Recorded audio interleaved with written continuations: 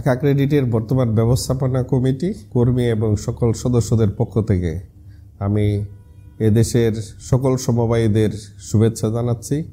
আজকে অত্যন্ত আনন্দের সঙ্গে জানাতে চাই, এদেশের সমবায়ীদের প্রথম হসপিটাল যা ঢাকা ক্রেডিটের উদ্যোগে নির্মিত হচ্ছে ডিভাইন মার্সি হাসপাতাল লিমিটেড আগামী 16 এপ্রিল 2023 সনে এর যাত্রা শুরু করবে।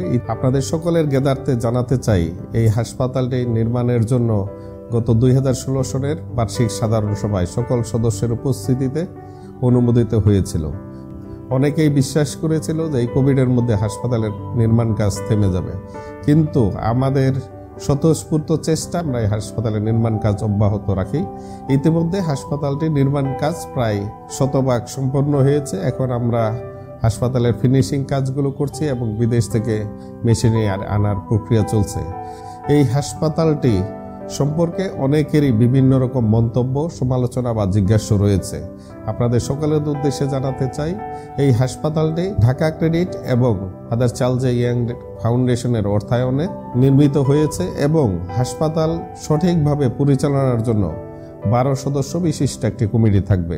ঢাকা ক্রেডিটের প্রেসিডেন্ট পদাধিকার বলে এই হাসপাতালের চেয়ারম্যান থাকবেন এবং আপনারা জেনে খুশি হবেন যে ইতিমধ্যেই হাসপাতাল নির্মাণ করার জন্য হাসপাতালের সিইও হিসাবে অবসরপ্রাপ্ত মেজর জেনারেল জন গোমেজকে নিয়োগ প্রদান করা হয়েছে। প্রকিউরমেন্ট করার জন্য টেন্ডার প্রসেসে গিয়ে সমস্ত ধরনের প্রকিউরমেন্ট প্রক্রিয়া অব্যাহত রয়েছে। আমরা বিশ্বাস করি অত্যন্ত স্বচ্ছতার সাথে এই কাজগুলো করা হচ্ছে।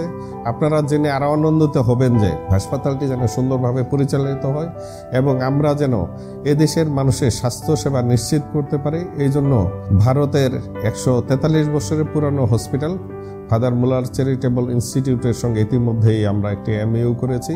তারা আমাদেরকে কারিগরি সহযোগিতা দিচ্ছে এবং হাসপাতাল শুরু হলে আমাদের বিভিন্ন পর্যায়ে স্টাফদেরকে বিনা পারিশ্রমিকে বা বিনা শর্তে ট্রেনিং এর ব্যবস্থা করবে। আমরা ইতিমধ্যে আরো একটা ব্যবস্থা করেছি, ফাদার মুলার হসপিটালের যিনি অ্যাডমিন ডিরেক্টর ছিলেন তিনিও আমাদের এখানে মাঝে মাঝে এসে 1-2 মাস করে সময় দিবেন। আমরা বিশ্বাস করি এই হাসপাতালটি হবে অর্ডিনারি পিপলদের জন্য, যারা বিদেশে গিয়ে উন্নত চিকিৎসা সেবা খরচ অ্যাফোর্ড করতে পারে না, তারা এই হাসপাতালে সেবা পাবে। আমরা বিভিন্ন সময় বিভিন্ন দেশ থেকে উন্নত চিকিৎসকদের নিয়ে আসবো। এই দেশের যারা সুনামধন্য কনসালটেন্ট রয়েছেন তাদেরকে ভিজিটিং প্রফেসর হিসেবে সেখানে কাজ করার সুযোগ প্রদান করব। একই সঙ্গে কম্পিটিটিভ প্রাইসে যেন ভালো ডাক্তার আমরা নিতে পারি, 24 ঘন্টা সেবা দিতে পারি, সেই জন্য সমস্ত প্রক্রিয়া সম্পন্ন হয়েছে। হাসপাতালটি একটি 300 বেডের হসপিটাল হবে। আমরা 2023-এ যখন শুরু করব তখন প্রাথমিকভাবে 100 বেড দিয়ে যাত্রা শুরু হবে। আমাদের একটি উন্নত মানের ল্যাব থাকবে, যেই ল্যাব টেস্টের রেজাল্ট হবে বিশ্বমানের। আমরা বিশ্বাস করি আমাদের সবচেয়ে স্ট্রেংথের জায়গাটি হবে ল্যাব।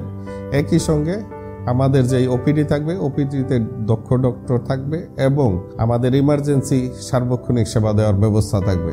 আপনাদের জ্ঞাতার্থে জানাতে চাই যে এটি একটি বেসমেন্ট সহ 7 তলা বিল্ডিং হসপিটাল হবে, যেখানে 6টি লিফটের সুব্যবস্থা রয়েছে, 4টি সিঁড়ি রয়েছে এবং সুপরিসর একটি রিসেপশন এরিয়া থাকবে।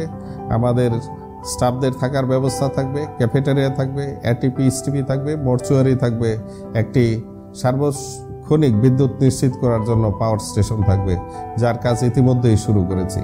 এবং এদেশের একটি বড় অনন্য উদাহরণ হবে এই হসপিটালটি আরেকটি দিক, যেটা হলো আমাদের একদম ছাদ থেকে নিচ পর্যন্ত র্যাম্পের ব্যবস্থা রয়েছে। যে কোনো ধরনের প্রাকৃতিক দুর্ঘটনার জন্য এই র্যাম্পের মাধ্যম দিয়ে আমাদের রোগীদেরকে খুব সহজে ইভ্যাকুয়েট করার ব্যবস্থা থাকবে।